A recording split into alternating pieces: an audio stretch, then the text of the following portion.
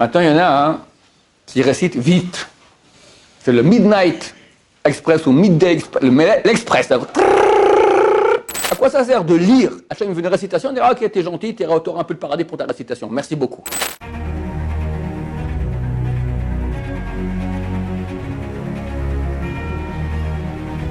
Ce show dédié pour la Refoua Shema de Meira, Lehava, Batia, Bat Ariane, Esther Sarah, le Hachem que Dieu lui envoie une Refoua Shema, une guérison rapide et complète, rapidement et facilement. Amen, va Amen. Amen.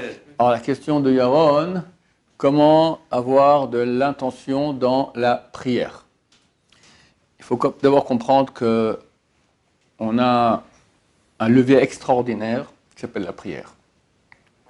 C'est clair que les gens ne le prennent pas suffisamment au sérieux. On ne se rend pas compte de l'impact de notre bouche. C'est phénoménal. Hachem, qui est le grand créateur terrible, qui inspire la crainte. Quand on dit la prière vers Noah, il faut se remplir de crainte. C'est marqué que Hayot HaKodesh, les créatures célestes qui sont proches d'Hachem, elles sont terrorisées par rapport à Hachem et ils ont une transpiration de feu qui leur sort de leur nuque.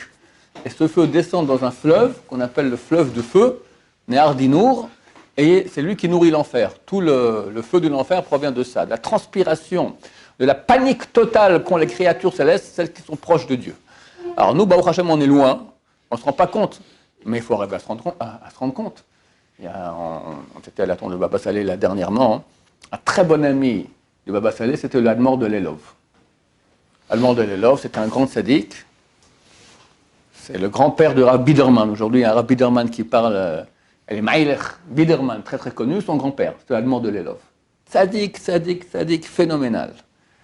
Il a jeûné 50 ans de suite. Comme le Ramadan, 40 jours, il a fait 50 ans. Et il était malade à la fin de sa vie. Alors, il a demandé à faire une interdiction d'arim, une autorisation des vœux. Quel vœu? Quand il était jeune, il a fait un vœu, il souffrait d'eczéma. L'eczéma, ça gratte terriblement. Il a fait un vœu qui se gratterait jamais. Pourquoi? Il dit, comment je peux me gratter alors que je suis devant Dieu? Hein? C'est quoi le mal de se gratter? Tu poses la question, qu'est-ce que le mal de se gratter? Imagine que tu es devant maintenant un roi vraiment très grand, terrible. Aujourd'hui, il n'y a plus. Aujourd'hui, tous les rois qu'il y a, plus tu es roi, plus on se moque de toi. D'accord? Macron, Bennett, d'accord? C'est des pitres.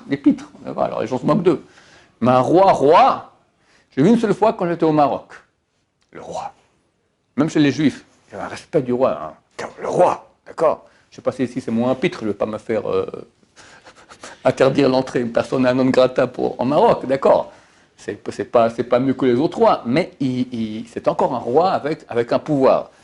J'imagine qu'en Corée du Nord, Kim Jong, tu fais une blague mal placée sur Kim Jong, tu vas en tôle, d'accord? C'est un roi, d'accord? Hein? Poutine, je ne sais même pas. Quelqu'un qui est en Russie à faire une blague sur Poutine, le KGB vient. Ouais. Bon, d'accord, ok.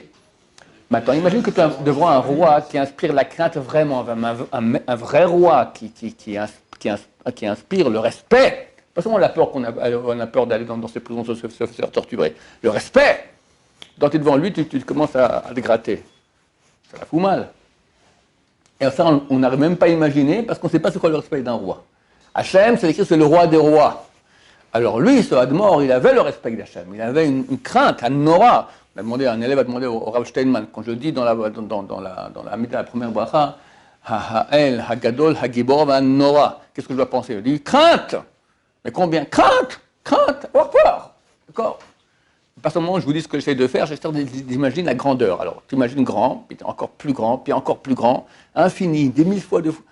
Ça fait, au bout d'un moment, c'est censé faire un peu peur. Alors, on l'histoire de Baba Saleh. Je vais finir avec l'Admor de l'Elov, après je reviens sur. Alors, l'Admor de l'Elov, il était vieux, il avait peur que par inadvertance, maintenant qu'il était malade, il va se gratter et transgresse un vœu. C'est très grave, c'est comme un serment, un vœu. Donc, il a voulu autoriser cela. Mais pour te dire le niveau, le type, eczéma, ça gratte terriblement. Il ne veut pas se gratter parce qu'il est devant Hachem.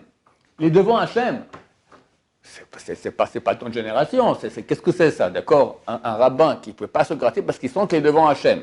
C'est une conscience, la présence d'Hachem. Baba Saleh, quand il buvait des quantités de harak, de maria, d'accord, d'alcool, phénoménal. Bon, alors, c'est marqué, des gens m'ont raconté, il devenait tout rouge à un moment. Alors, qu'est-ce qu'il faisait? Il y a deux versions, les deux sont vraies, des fois comme ci, des fois comme ça. Il faisait comme ça, tout partait. Ou, comme a écrit son gendre, il mettait son front sur la main comme ça, 2 minutes sur la table, se levait, tout était parti. Alors son gendre lui a demandé, mais qu'est-ce que vous faites? Il dit, je pense à Dieu. Ça me fait une telle peur, panique, que tout part. La camarade dit que la peur panique fait partir l'ivresse. D'accord? Quelqu'un il est ivre, qu'on lui dit maintenant, il y a un terroriste qui est rentré dans le bâtiment, planquez-vous. Son ivresse, elle part en 2 secondes. Baba Saleh, il pensait à Hachem, toute l'ivresse, elle partait. Tu comprends qu'on n'est pas dans la même cour. Hein? Voilà. Il n'y a de prière que s'il y a prière, et non récitation. Et ça, c'est un grand piège. Beaucoup de gens, beaucoup par paresse, aussi par non-conscience de la présence d'Hachem auprès d'eux, lisent les mots de la prière. Alors, tous les télim, tout ça, c'est très dur d'avoir la Kabbalah dans tout ça. Mais au moins la Hamida, Shmona Esrei, il faut que tu pries. Chazal dit, les textes disent, la Gemara dit qu'une prière, il n'y a de prière que s'il y a supplication. Tu es en face d'Hachem, celui dont toute ta vie dépend. Tout. Et il écoute ta prière, il est prêt à t'exaucer. Mais vas-y. Toi, tu penses, je dois régler ci, je dois régler ça, je dois faire comme ci, je dois faire comme ça. Mais de qui ça dépend si le truc que tu vas régler, ça va être réglé? Hein? Hachem, il te met un petit bâton, il n'y a plus rien. Adresse-toi à Hachem. Et le SRA vient, veut nous empêcher. C'est une guerre. Une guerre. Le Kaf HaChaim disait, chaque bracha de la médaille, il y a 19 brachot, c'est un diamant. Et il se bat, tu peux encore commencer tu tiens une prière, je ne sais pas, chacun à son niveau. Une bracha, tu penses bien, 2, 3, après tu pars. Honolulu, Tahiti, la lune, tu reviens, ta copine, ta fiancée, ta femme, ton papa, ta maman. Le Talmud, il dit qu'on doit remercier notre tête qui sait se prosterner automatiquement à Modim. Parce que toi, tu n'es pas là, tu es à Honolulu maintenant. Mais quand tu dis Modim, ta tête se prosterne. Il faut lui dire merci à ta tête. Heureusement qu'elle s'est prosternée maintenant et pas à un autre endroit, d'accord? Ça veut dire que pour qu'une prière soit prière, elle doit être prière. Ça veut dire supplication. Donc il faut mettre en état, c'est marqué que les chassidim, les pieux d'antan, 1 heure avant la prière, se mettaient en situation de préparation de la pensée, je vais m'adresser à Hachem. Nous, on ne peut pas faire ça, parce que tu t'assieds pendant 1 heure, tu vas rêver de n'importe quoi. Même 1 minute, ce n'est pas facile. Mais on va dire 10 secondes avant la prière. Je vais maintenant m'adresser à celui qui m'a créé, dont tout dépend. Le maître des maîtres, le roi des rois, qui d'un côté est un roi qui inspire une crainte terrible, d'un côté, il m'aime, il est mon père. Et il m'adore, et il m'adore, et il m'écoute. Et il est heureux de la prière. Il veut cela. C'est fantastique. C'est écrit quelque part dans le Talmud, Levaï, Vadam, Itpalel Kol Hayom. Si quelqu'un pouvait prier toute la journée. Quelque chose de plus beau, quelqu'un qui une fois a eu la chance, peut-être il a mis une oreille, de prier lentement, avec intention, avec supplication, proximité d'Hachem, c'est agréable. Moi, j'appelle ça la relation avec Hachem. Comme avec une femme. Avec une femme, il y a 3 types de relations. Il y a les actes. Tu descends la poubelle avec le sourire. Tu fais les achats, tu fais n'importe quoi, tout ce qu'il faut faire à la maison. Il y a la discussion. On discute ensemble. Et il y a l'amour. L'expression de l'amour. Des mots d'amour, des mots d'estime, d'accord? Si un couple vit, le mari est très gentil, il fait tout ce que sa femme lui demande, descend les poubelles avec le sourire, tout ce qu'il faut, apporte les clous, arrange l'exercité, tout ce qu'il faut bien. Ils discutent, ils ont des discussions super intéressantes, mais il n'y a pas d'amour. Ben, c'est une chavruta, je ne sais pas comment appeler cela, d'accord, une affaire qu'ils ont montée ensemble, une association. On fait la même maison, on est associés ensemble pour que ça marche bien. C'est pas le but de la manœuvre. La manœuvre, elle est union, amour, fort. Hachem, il veut ça. Les actes, comme le mari fait à sa femme, ce sont les mitzvot qu'on fait. La discussion qu'on a avec Hachem, la discussion qu'on a avec sa femme, on parle, tout ça, me donne son avis, on discute, ça c'est l'étude de Torah. Quand tu dis la Torah, tu étudies la pensée d'Hachem. Hachem te dit qu'est-ce qu'il pense, d'accord?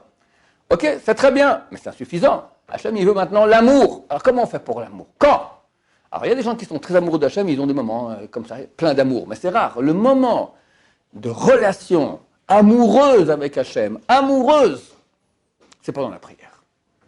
Et quelqu'un qui a compris le sens de la relation sexuelle avec sa femme, que c'est une union, c'est pas seulement prendre pour jouir, d'accord, mais c'est donner, être unis ensemble, je pense que la prière, ça fait exactement le même effet avec Hachem. Ça veut dire que tu peux arriver à un plaisir d'union avec Hachem extraordinaire. Ça demande des efforts. Ça demande beaucoup, beaucoup d'efforts. C'est un travail d'éducation, de commencer à se concentrer, que le SRA veut nous piquer vraiment, nous piquer des moments de la prière. Je l'ai déjà raconté très souvent. Je le répète ici. Rabbi Samba Shaul, il écrit, la halakha, elle dit que l'amida, si quelqu'un n'a pas pensé la première bracha de l'amida, c'est comme s'il n'a rien fait. Normalement, on devrait s'arrêter et recommencer depuis le début. Mais la halakha dit non, tu as commencé, tu finis jusqu'au bout et tu ne refais pas ta amida parce qu'on ne sait pas si la deuxième sera meilleure que la première. Alors, ce n'est pas vraiment que ça vaut rien, parce qu'on te dit quand même de continuer. Et après tout, tu auras beaucoup peut-être d'intention à d'autres endroits, tu vas vraiment prier à d'autres endroits, mais l'essentiel, c'est la première bracha. Rabbi Samba Shaul écrit mieux que cela. Il écrit, c'est écrit que si maintenant tu es maintenant sur le chemin, et tu fais ta prière, un chemin dans la nature comme ça, tu fais ta prière, tu vois au loin arriver un chevalier, ennemi, d'accord? Il faut que tu dégages, si tu ne dégages pas, il te coupe la tête. Maintenant, tu oublies l'amida, qu'est-ce que tu fais? Il dit, tu peux raccourcir. Comment tu raccourcis? Tu ne peux pas sauter une des brachot de l'amida, complètement interdit. Tu dois faire les 19 brachot. Mais tu fais le début de la bracha et la fin. Tu dis, Baruch Hashem, Elokeinu Meleko Avotenu. Baruch Hashem, Magen Abraham. Atam Machayim Metim, Baruch Hashem Machayim Metim. Ata Kadosh, Baruch Hashem Akel Kadosh. Ata Chonen Lomdal, Baruch Hashem Chonen Adam Dat. Achzenu Meshua, Baruch Hashem Aroseh Meshua. Sachanu Avinu Karton, Baruch Hashem Mamra Belisloach. Comme ça, en une minute, tu as fini ta amida. Début et fin de chacune des brachot. En début, la Rabben Sion. Donc, quand on dit qu'on va faire la première bracha de la Mida pour être rendu quitte, avec Havana, avec intention, c'est pas tout. C'est le début et la fin. Même le milieu, tu l'as basé, ça passe. Quand tu commences Baruch Hashem, bon, au moins ces mots-là, tu les fais comme il faut. Bien que des fois, tu es en pleine pensée, tu commences sans penser à ce que tu dis. Mais tu peux encore arriver au début, encore à te concentrer. Eh bien, le Yetzer Hara, il vient. Et quand je dis Baruch Hashem, Magen Abraham, Hashem, je pars au Honolulu, il y a un élève que je dois attraper pour ci, je dois rentrer machin, ce truc-là. Toute la mida, je suis dans le coup. Juste ce mot-là, bing, parti. Comment t'expliques ça? Tous les autres mots, ça va, il me laisse plus ou moins. Il faut faire des efforts, mais il me laisse tranquille. Là, qui me l'a piqué. C'est vrai qu'il y a une vraie guerre contre un vrai ange du mal qui veut que tu rates ta prière, parce que ta prière, elle a un effet, elle a un impact, elle est puissante. Alors qu'est-ce qu'on doit faire? Eh bien, on est maître de nous-mêmes et on se bat. C'est une guerre. Et il faut décider de se concentrer. Alors, comment on fait? D'abord, penser qu'on va prier devant Hachem. Donc, il y a deux techniques. Une technique qui est difficile, elle est casse-pied. Il faut se battre contre la paresse terriblement. C'est dire lentement, chaque mot en pensant. Et si tu es parti au Honolulu, tu t'arrêtes, tu fais ton voyage au Honolulu, tu reviens et tu continues. Tu peux répéter les mots. Donc, tu ne répètes pas la bracha. Baruch Hashem, tu ne peux pas répéter. Mais par exemple, Elokei Yaakov. Après, j'ai raté, je peux répéter. Elokei Yaakov, on peut répéter le mot. D'accord? Mechaya Metim. Des fois, tu reprends, tu ne peux pas reprendre une bracha que tu as déjà finie. Mais au mieux de ta bracha maintenant, tu vois que tu te rends compte que tu es parti, tu peux redire toute la bracha, même avec le nom de Dieu, si ça a un sens. C'est valable. Donc fais attention de ne pas rater rien. Le problème est que ça prend du temps. Ça prend du temps et le corps, il est paresseux. Et la ras-le-bol, ce n'est pas une prière par jour, c'est 3 par jour. D'accord? Alors, il faut se battre contre la paresse, c'est un combat. Et normalement, au bout d'un moment, quand tu pries comme ça, alors l'amour de Dieu va rentrer, tu vas commencer à supplier et ressentir une proximité de la chaîne qui est le plus grand cadeau qu'on puisse avoir. Deuxième technique, qui est quelque part plus facile, mais pas facile non plus, c'est que tu vas aller très très vite. C'est pour empêcher les Sahara de t'attraper, tu vas tellement vite qu'il n'a pas le temps de t'attraper. Alors comment tu fais ça? Avant de commencer ta première bracha, tu penses maintenant le sujet général qui va être traité. Le Abraham Israël, tu penses en gros de quoi tu vas parler, et tu prends ton souffle et tu dis toute la bracha sans reprendre ton souffle. Le fait que tu respires, ça te met relax. Nous on veut une tension. Cette tension fait que ta concentration reste grande. La tension du corps va créer une tension de la pensée qui va faire que tu te concentres et ton esprit ne va pas partir. Mais quand tu es relax, ton esprit part. La tension corporelle provoque une concentration de l'esprit qui fait que tu penses à rien d'autre. Magan Avraham, t'as fini, pause. Tu respires, tu te déconcentres. Maintenant, ok, deuxième bracha, de quoi on parle, ce sujet, c'est bon, allez. Après, tu t'arrêtes, pause. Le sujet, Atakadosh, c'est facile ça. Et ainsi toute la mida. C'est dur. Mais tu arrives que tu as fait ta mida avec concentration. Alors, il manque un peu la supplication, parce que quand tu vas très vite, tu n'as pas le temps de supplier. Mais c'est mieux une amida qui est faite entièrement avec au moins tu penses que tu dis que rien. Que peut-être tu as fait 2-3 brachot et le reste était en olulu. C'est dommage. Ça, je ne veux pas dire que ça vaut rien, mais bon, tu passes à côté de... Quelqu'un m'a écrit dernièrement. Est-ce qu'un juif qui ne prie pas, est-ce que c'est un mauvais juif? Je lui ai dit, c'est comme tu me poses la question maintenant. Quelqu'un, il peut gagner, il investit 1 franc, il gagne 10 milliards. 1 euro, on va dire. Il gagne 10 milliards d'euros. C'est ça la prière. Tu investis maintenant une concentration, tu dis bravo, Hashem, à quel kadosh, rien, ça du tout. Tu investis 1 euro, tu as reçu 10 000 euros. Encore, allez, encore 10 000 euros. Tous les matins, tu peux avoir 190 000 euros, par exemple. 10 2 milliards, ça ne me dérange pas, d'accord. Alors, le type qui ne fait pas ça, c'est un bon juif ou pas un bon juif? Je ne sais pas, mais c'est un crétin. C'est un crétin fini, d'accord? C'est exactement ça. C'est pas comme les gens, c'est comme, comment on dit ça, une charge esclavagique, je dois prier comme ça. C'est un cadeau que personne a. Tu peux t'adresser à Hachem, il t'écoute, et chaque bracha que tu fais. Qui a écrit la Hamida? Rabbi Akiva, Rabbi Yehuda Hanassi, Rabbi Shimon Bar Yochai. Ça a été écrit 400 ans avant Rabbi Akiva. Par qui? Les sages de la Grande Assemblée. 300 sages, dont 3-4 prophètes. Malachi, Chagai, Zacharia. Des prophètes! Tu prends la Hamida, franchement, ça va. C'est pas un texte extraordinaire. N'importe qui peut écrire une Hamida. N'importe qui peut écrire une Hamida. Tu comprends, mon cher ami, ce que tu crois que c'est n'importe qui, c'est pas n'importe qui. Il a fallu 300 sages d'Israël, qui étaient 400, on parle des plus grands du peuple d'Israël, de 400 ans avant Rabbi Akiva, dont des prophètes. Les prophètes, ils parlent avec Dieu. Ils voient tout ce qui se passe dans le ciel. Ils ont donné ce texte-là, mais c'est une échelle, c'est quoi? C'est une navette spatiale. Tu appuies sur le bouton, tu décolles, tu es là-haut, tu es avec Hachem. Tu fais des tikkunim, des choses extraordinaires par cette prière-là, fantastique. Il n'y a pas eu besoin de 300 sages d'Israël avec des prophètes pour nous faire une prière que c'est tralala, que n'importe qui peut la faire. C'est quelque chose d'extraordinaire. On nous l'a donné en cadeau. Mais le Serara vient et te dit, allez, va boire petit déjeuner là. Tu as ton croissant qui va refroidir. Pauvre type, je suis en train de gagner maintenant des milliards, tu me parles de croissant. Eh, c'est ça, le Serara il est bête, et nous on est bêtes, on tombe dans le panneau. Mais on va se battre. Et même si tu ne réussis pas à faire toute la mida, même pas la moitié, la bataille que tu fais, elle est très, très, très précieuse aux yeux d'Hachem. Très précieuse. Et au bout d'un moment, tu arriveras. Il y avait un très grand sage d'Israël, Rav Shlomo Zalman Auerbach, très très grand. Il a dit, quand ça m'arrive sur une amida, de A à Z, j'ai pensé tous les mots, c'est un jour de fête pour moi. Toute la journée, c'est un jour de fête. C'est grand, c'est énorme.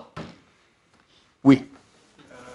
Par exemple, le problème, c'est quand on va dans une synagogue, une communauté, où là-bas, en plus, ils ont envie de prier vite. Et par exemple, moi, parce que là, c'était le cas samedi soir, pardon, pour Arvik. C'était une communauté française, où j'étais seul avec le grand Haredi comme ça, et moi, j'ai mis vraiment ma amida. Le problème, c'est qu'ils étaient en train de faire Birkat Levana, moi, j'étais à moitié. Où est le problème? Regarde, il faut comprendre une chose. La majorité des bons juifs ne prient pas. Ils récitent. Bon, au Hachem qu'il faut au moins ça, c'est mieux que rien. D'accord? Maintenant, il y en a un qui récite vite. C'est le Midnight Express ou Midday Express, l'Express. J'ai vu une fois, quand j'étais encore un nouveau batois, je suis dans un nouveau quartier que j'ai déménagé, je suis allé une synagogue, j'ai pris une short. J'ai vu que le Chartibourg, il essaie de prononcer le plus rapidement possible imaginable. D'accord? Il arrive à 35 minutes, je crois, la prière du Hodou jusqu'à la fin. Après la prière, il discute de tout et de rien avec les copains. D'accord? C'est une corvée pour lui. C'est une corvée terrible, il faut le faire. D'habitude, les enfants de ces parents-là, ils deviennent non religieux. Parce qu'ils comprennent que les parents font une corvée. Ils disent, moi, ça ne m'intéresse pas cette corvée, laisse-moi aller m'éclater tranquille. Maintenant, ça arrive qu'on doit prier dans une synagogue avec des gens qui ne prient pas, d'accord? Ou qui prient rapidement. Qu'est-ce qu'on fait? On n'a absolument rien à faire d'eux. Il y a une seule chose qu'il faut faire, il faut commencer la Mida avec eux. Donc, tu arrives une demi-heure avant, tu vas à ton rythme, tu commences Baruch Hashem, Gal Israël, Hashem avec eux, et après, tu finis ta prière quand tu veux. Quand tu veux. 2 heures plus tard, il n'y a rien à faire. Tu rates Kaddish, tu rates Ktusha, tu gardes Birkat Elvana, tu rates. Mais ta prière, elle vaut bien plus que ça. Des milliards de fois plus. Des milliards de fois plus. Des fois, moi, je dois finir ma Amida, je dis, allez, j'essaie de faire un peu plus vite pour arriver au Kaddish. Je fais un tout petit peu plus vite, mais je vois que ça ne marche pas, je n'ai pas autant de Kavana, je reprends lentement, je rate le Kaddish, mais surtout à la fin de la prière, vu que déjà un bon moment que tu pries, tu es déjà en situation de proximité d'Hachem, là, c'est tout le beau, c'est tout le beau. Alors tu rates le Kaddish et tant pis. Si tu es vraiment courageux, tu vas dans une autre synagogue, tu écoutes Kaddish après. Mais tu n'en as rien à faire, sinon ta prière vaut bien plus que cela, parce que tu pries. À quoi ça sert de lire? Hachem veut une récitation, on dira, ok, t'es gentil, tu auras un peu de paradis pour ta récitation. Merci beaucoup. Moi, je te parlais maintenant d'union avec moi, d'amour, de relation. Tu fais une récitation, corvée. T'as rien compris. T'as rien compris. Les gens, des fois, ils nous voient, ils disent, ah, mais regarde, lui, il est jeune, ils se font pour qu'il est orgueilleux. Nous, genre, le rave, il prie plus longtemps que le rave. Si tu te mets en premier rang de la synagogue, devant tout le monde, et tu pries comme ça des heures, évidemment, ça fait un peu... Tu te plantes quelque part.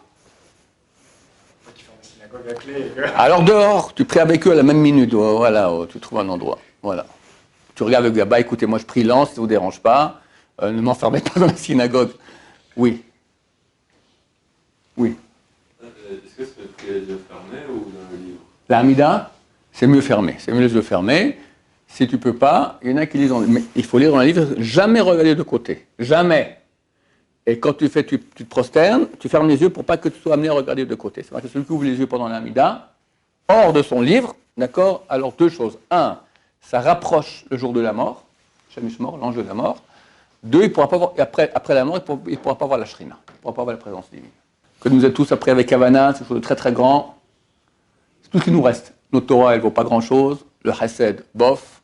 Au moins la prière, qu'on la fasse comme il faut. Baruch Adonai, l'olam, amen, amen.